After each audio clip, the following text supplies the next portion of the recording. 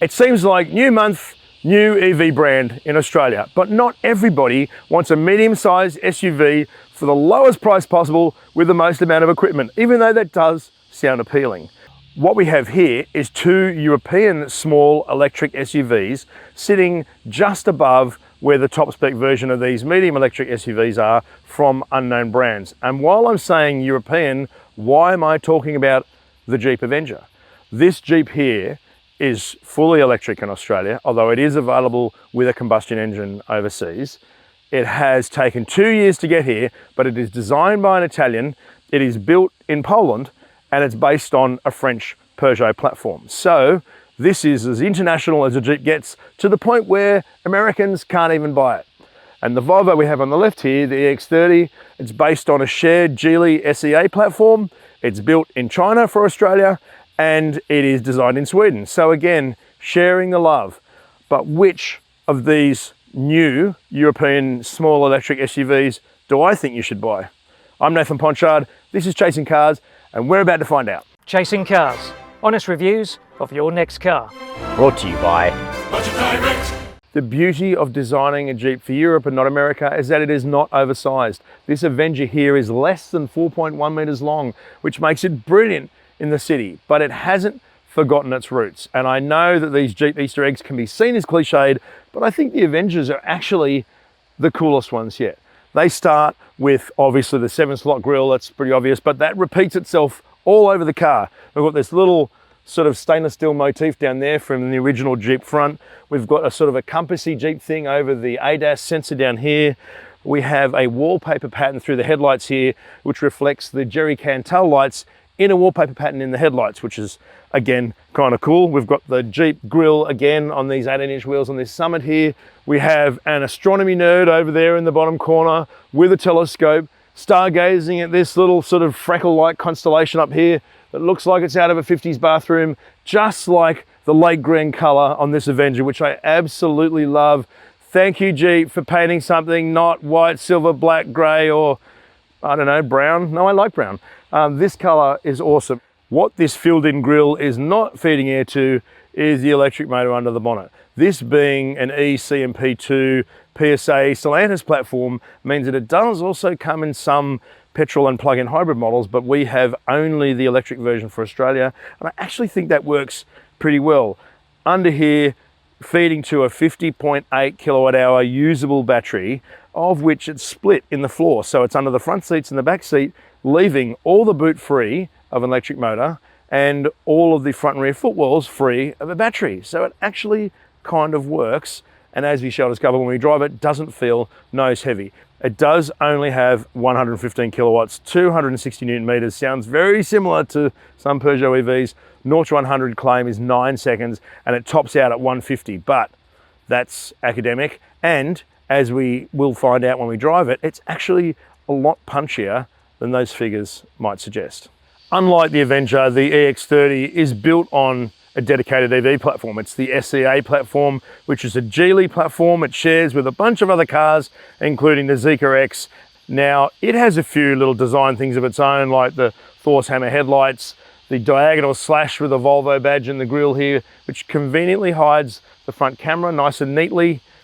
The body shape, in this case with moss yellow, we call it the tennis ball, but it actually is moss yellow. You have to love this color because it's a color, and it gives this car some real personality. This one here is still an MY24 launch edition, so it does have 20-inch wheels with much wider and lower profile tires than the Jeep. It normally should have 19s. These wheels are from the dual motor version. So ignore that, and you're looking at the MY25 car. Just like the Avenger, the Volvo has a black roof, although in this case, it doesn't have a panoramic sunroof. It's just all glass. It is slightly bigger. It's 42-33 millimeters long, which is about 150 longer than the Avenger.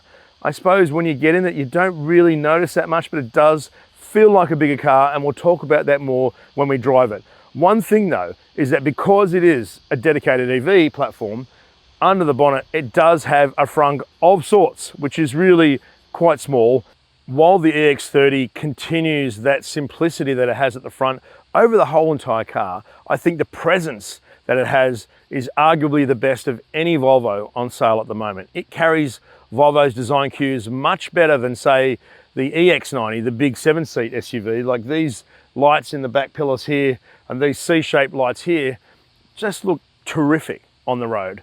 It just has a little EX30 badge here, no crap on the back, a little bit of Volvo in the tail lights here, but other than that, it is super, super clean. It actually gives it a look of expense because less is more when it comes to luxury cars, and that absolutely applies to the Volvo here. Now, in the boot, it's easy to get there. Just push a button that's hidden away there. Volvo claims 318 litres of space. In this section here, which is beautifully trimmed, nice and plush, underneath the floor is another 61 litres they claim. And you can take this out and you've got this depth here, which is actually, I think, pretty good. With this floor in place, the back seats flip 60-40 and go completely flat as well. The Avenger has a very similar aesthetic focus to the EX30, and that it has this sort of matte charcoal cladding around the bottom of the rear bar, along the sides of the car. Very simple badge work too. Here we only have Avenger on both front doors, a little Jeep inset there, Jeep here on the tailgate in matte chrome, and a little blue E here to signify that this is electric. And so that sort of minimalist aesthetic does give the Avenger a look of expense. Inside here, again, electric tailgate. Jeep says 355 litres, which is actually really pretty impressive. Underneath the floor here, we have a little bit of extra floor space, about that much. We've got the cords there. We've just got an inflation kit under there. No spare wheel. The 60-40 seats do go mostly flat, but not completely. This is still highly usable for a city-based small electric SUV. But there is one caveat to all this, and I think that is the price of these vehicles, because we haven't talked about that yet. The Volvo Ultra Pure rear-wheel drive single motor we've got here is $66,290, and this top spec Jeep Avenger Summit is $6,900 without any options, and just over $61,000 including optional paint. And so even looking at them now, despite the Avenger's minimalist aesthetic and the fact that I think it's arguably the best looking Jeep ever, it still looks less expensive than the more concept car like Volvo. You wouldn't know that there was only $5,000 difference between the list prices of these two vehicles. So it's going to be interesting to see how that plays out when we go through the interiors and when we drive the Avenger and the EX30. I think where you notice that lack of expense in matching the Avenger's price with the car that it is when you first get into the interior. The things that you notice immediately is that this grained top on top of the dashboard is rock hard. The tops of the doors are just grained. These door cards are just all one piece, plastic seaming. All this across here is just hard plastic. It just doesn't give a feeling of expense. If it was up to me, I'd make this soft padded just on the top, give it a muffin top, soft top, put some cloth in the dash here, just in this little inset here, and then change the top of the doors here, and it would make a massive difference. But right now, as soon as you get in the Avenger Summit, it doesn't feel like it matches the list price. That said, there's so much to like in here, which makes that kind of disappointing. It takes away from the goodness. The rest of it is actually really simple. In fact, the rest of it is very similar to a Peugeot because it's exactly the same. It comes out of a Peugeot, meaning the column stalks, the window switches on the doors, the drive mode button here, and you know what? All of them are actually really good. They feel good, they work well, they're sturdy. All of these physical switches in the center here for all of the HVAC, front and rear demisters, auto, temperature, and this huge knob here. You grab onto this knob here and it's so satisfying to hold, just to be able to adjust the volume on the fly anytime you want. Fabulous. The gear selector here is push buttons down the center here. That is sort of arguable in terms of its effectiveness. It does free up the interior for other things.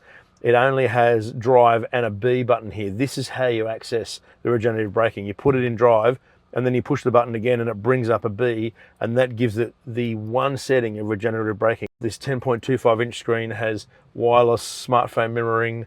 It only has a 6-speaker stereo, which is pretty ample on its own, but compared to the Harman Kardon one in the Volvo, it does sort of lose a bit of clarity and sophistication a bit. It has a reasonable amount of power until you really ask everything from it, and it just sort of it needs a name brand upgrade, in my opinion, especially in this Summit.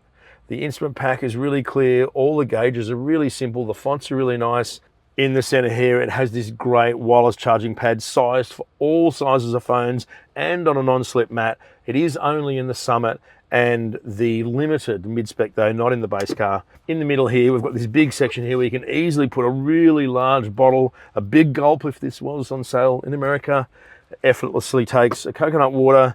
Some bottles rattle around in there because there isn't any room in the doors for that sort of stuff. However, it doesn't have a mat on the bottom, it's just plastic.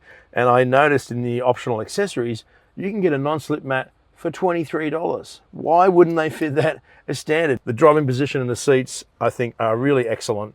The vision out the front here is terrific. You just got a little lump in the bonnet there. You can see a little bit of the wipers. You can see the astronomy dude over in the corner there.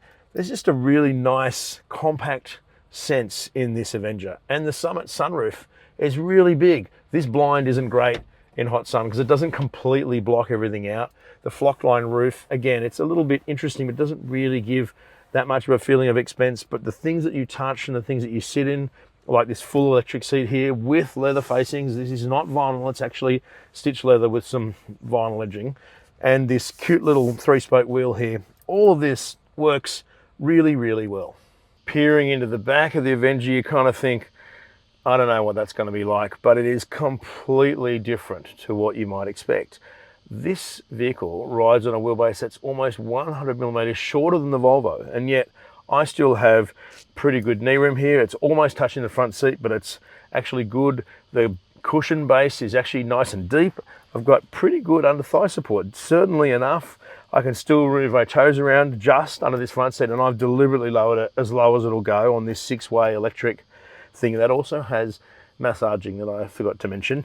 I actually have it about that far up from the bottom because it does go really low, and the Summit has a front passenger seat that is 6-way, so it has height adjustment here. That's all the way down, and there's still toe room under both seats. But the thing is that in the Avenger, you can seat 3 people in here, and it's not a criminal sentence. It's actually quite good. It would be really good for 3 kids, even though it does still have some kind of transmission hump here, because it is still offered in combustion engine versions, and there is only one USB-C port to fight over. But the actual comfort here, it's actually really good. And the headroom here, because the sunroof finishes here, this is really good too. In terms of utility, this 4.1 meter long SUV, being able to seat 5 people somehow deserves a lot of praise. While the EX30 might be about using sustainable materials and not hugely expensive materials, it feels hugely more expensive. This stuff in here pretty much is all standard. It actually comes standard with a denim interior, but this is a no-cost wool blend option. So all of these seats are made of wool blend, sustainably sourced by Sharing Sheep. This is made out of a flax material that kind of looks like 50s wallpaper. I love that. All of this looks like a black speckled polystyrene esky, but it's actually, again, recycled plastic. The mats on the floor are recycled plastic. There's just a lot of stuff going on in here that very much fits the Enviro credentials of this EV. And now I should mention up front that when we were looking on the outside, we didn't show where the electric motor was in the Volvos because this is a bespoke EV. So there isn't an engine bay where an electric motor where the engine would be. And so this vehicle here has 200 kilowatts, 343 Newton meters, a 64 kilowatt hour usable battery, and a 0 to 100 claim of 5.3 seconds. So already on paper, you're only paying $5,000 more for the Volvo, but you get almost double the power and 0 to 100 time that is more than 3 seconds faster. So in all of these areas, it's really starting to check a few boxes. If you're a box ticker, the EX30 is very much doing that. Now, sitting here, I don't know whether the seats are more or less comfortable than the Avengers, but it does feel a little bit short cushioned compared to the Avenger. You do have a very different view out of the windscreen in that it's sort of curved at the bottom there.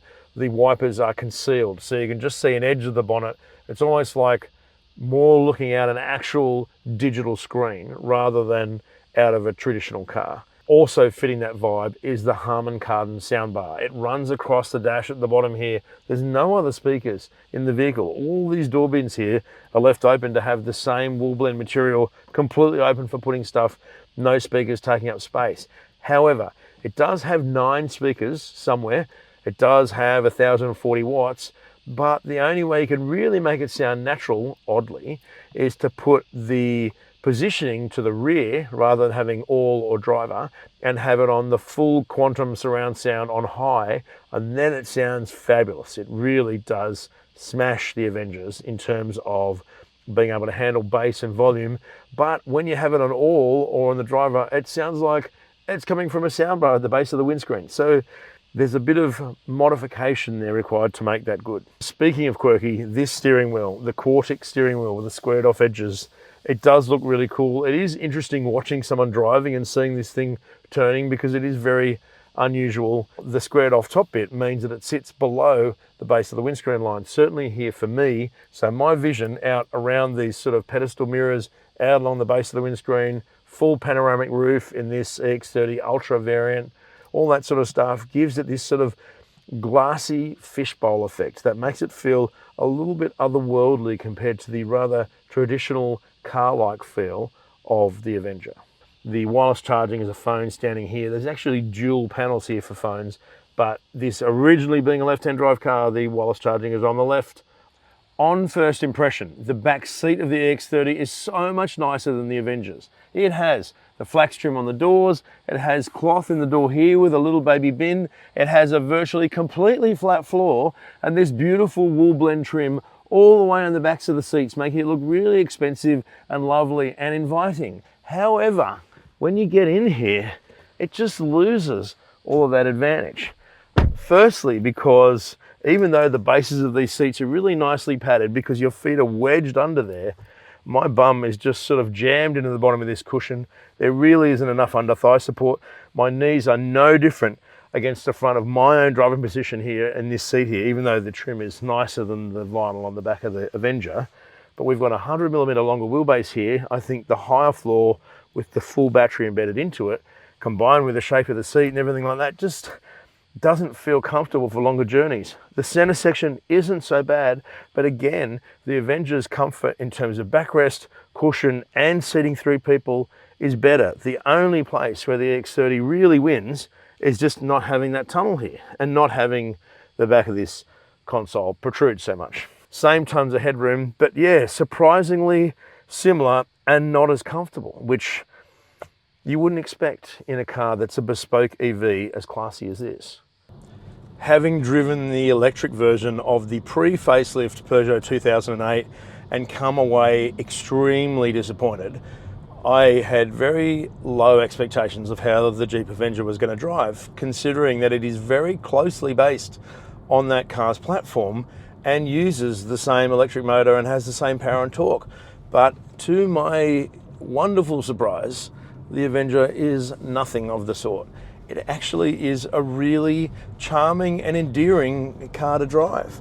It's easy to place, the steering's nice and consistent, the turning circle is only 10.5 meters and the turns lock to lock is sort of 2.75, so it's actually really maneuverable, it's nice and short, it just works so well as a city car. And this is arguably the first time in any of these small SUVs where I'm in the top spec car. We're in a Summit here on 215/50 18s, and I'm not saying don't buy this model, the wheels are too big, because it actually still rides pretty well, even despite the fact that it's wearing 18-inch wheels. The platform itself is pretty simple, struts at the front, torsion beam at the back. It feels nice and balanced. It doesn't blow you away with its driving talent, but it also is amenable and workable and actually kind of fun. The drivetrain itself, driving around in normal mode, has this really nice elasticity to the way that it accelerates. It just gathers pace evenly and consistently, but with a build.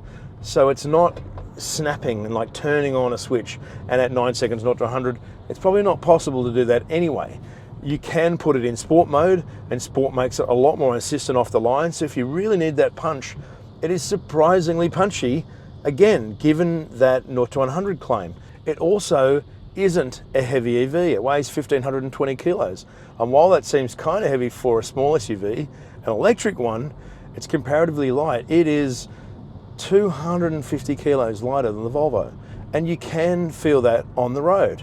And so there is just this really nice suppleness about it. The suspension copes with bumps pretty well. It just moves along with a really nice, pleasant, likable, inoffensive, effortless gait, and that is something that I don't think I've ever said about any Jeep ever, and may never again. The steering in Eco is really light. It's basically connected to air, but in normal it's better, and in sport it's meatier again. The energy consumption, we average 16.6 kilowatt hours per 100 kilometers on our loop. That's just under 310 kilometers in its real-time energy efficiency. The claimed WLTP is 390 for this Summit. It's 396 for the lower spec cars. It's not trying to be a long distance EV, and yet its charging time 10 to 80%. Again, that's still approaching 30 minutes, same as the Volvo. Nothing spectacular, but also nothing ordinary either. It's all pretty easy and effortless to do. I have really enjoyed driving the Avenger around town, and I have completely been surprised at the fact that it's been so comfortable. There is one area, however, where the Avenger's simplicity arguably works against it, and that is in its safety systems. It only received 3 stars in a recent ANCAP safety test, mainly because its safety assist received 54%, and it got a marginal in vulnerable road user protection. So its AEB wasn't great on cyclists and other things like that, and it just doesn't do well in the way all of those systems intervene.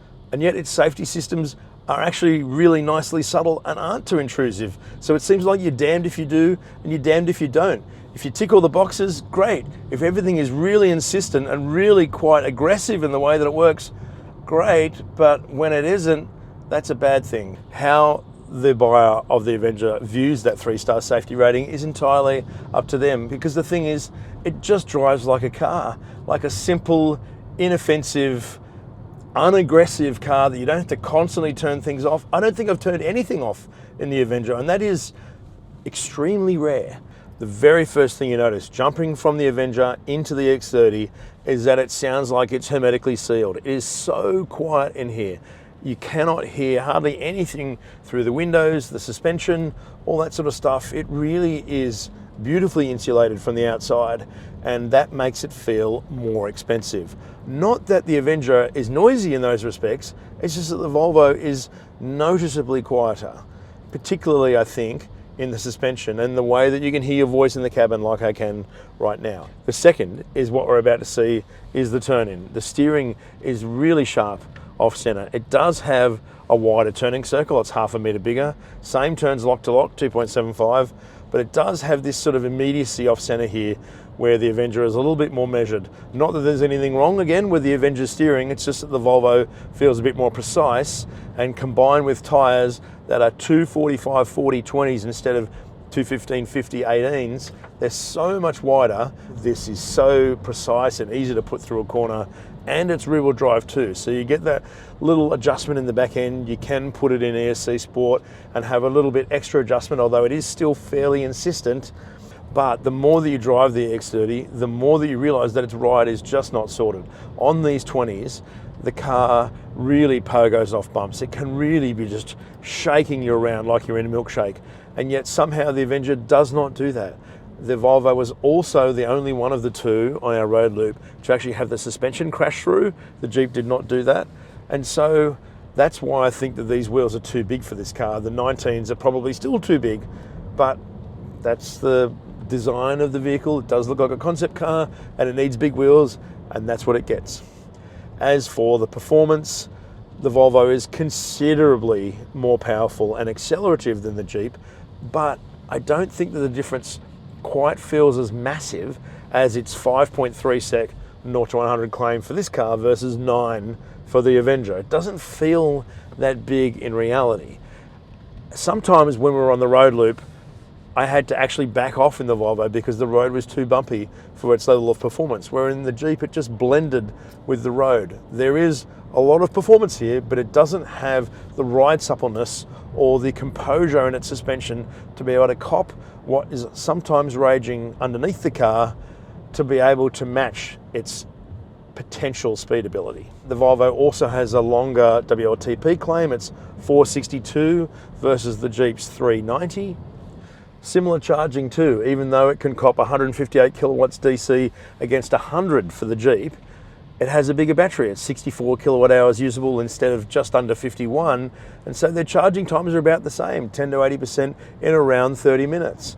This Volvo on test worked out at 348 real world range versus 306 for the Jeep. So the difference in reality isn't as big as the 462 versus 390 is. It's probably relatively similar, but still, you know, neither of these cars are about doing huge distances in an EV. The Volvo also has a one button press, one pedal driving mode, just like the Jeep. One mode, not changeable, easily accessed through pressing the car icon here, and then it's right there, and it's on if you leave it on from the last time you were driving. Around town, it works pretty well. It combines with an auto hold setting, so you can have it stopped at the lights, and all of that works pretty well. But the faster that you're going and the bumpier the road, the less well the EX30's brakes and regenerative braking work.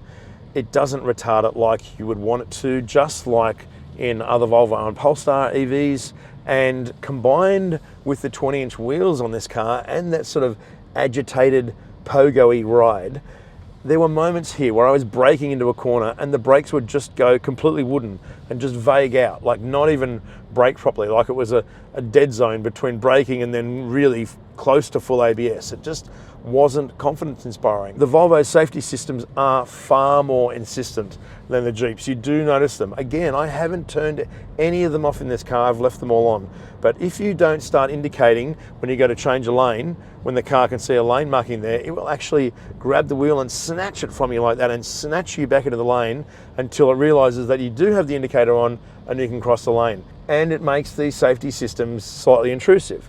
That said, the EX30 just got 5 stars in an NCAP safety rating, whereas the Avenger got 3. So there's a lot of safety in this car, but you need to be aware of the fact that it is really going to take the reins from you if it needs to, whereas the Jeep very much has them sitting there in the background, not being so intrusive.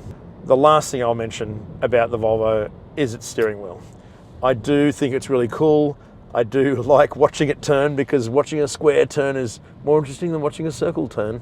But at the same time, when you're going through corners, you do sometimes have to adjust your hand around it.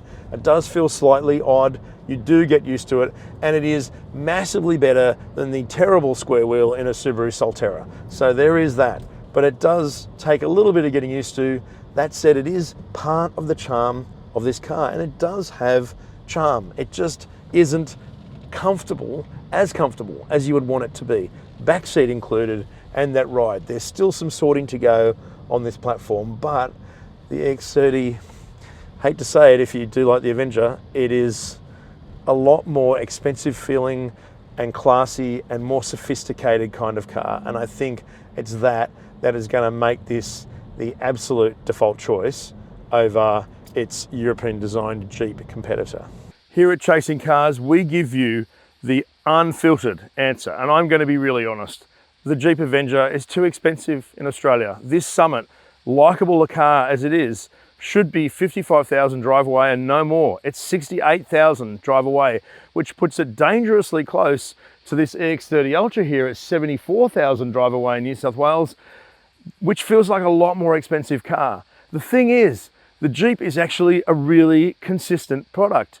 It's likable, it's charming, it's pleasant to drive, it's comfortable to sit in, it's really well packaged, it's surprisingly efficient given that it doesn't have a very big battery. It's an excellent city car, and it's arguably the best looking Jeep there is. So there's so much to like about it, but it's that price. It's just in the wrong position. The EX30 has higher highs and lower lows than the Jeep. It is not as well-rounded a car. It is not as consistent as the Avenger, which you probably wouldn't expect. But at the same time, the EX30 is a really classy vehicle, great interior, really punchy drivetrain, fun to drive, not as roomy and not as comfortable to sit in, but it has things like 5 years included servicing, maintenance, wear and tear, brake discs, all that stuff. That comes in the price. That costs $1,250 over 5 years in the Jeep, which brings it even closer to the Volvo. And so common sense can only give this comparison to one vehicle, and it's the EX30 Ultra rear-wheel drive here, which is a really likable and cool car. But the Avenger deserves a lot more kudos than people have probably given it, although it did win European Car of the Year in 2023. There's just no chance of it winning a Car of the Year in Australia in 2025 because it's too expensive. Let us know what you think below. Let us know what you think about chasing cars. Would you buy a European EV over the plethora of Chinese options that have been coming into Australia? Would you consider a Jeep EV that's built in Poland? Would you consider a Volvo EV that's built in China? Or would you consider an EV at all? Let us know what you think. I'm Nathan Ponchard. Thanks for watching.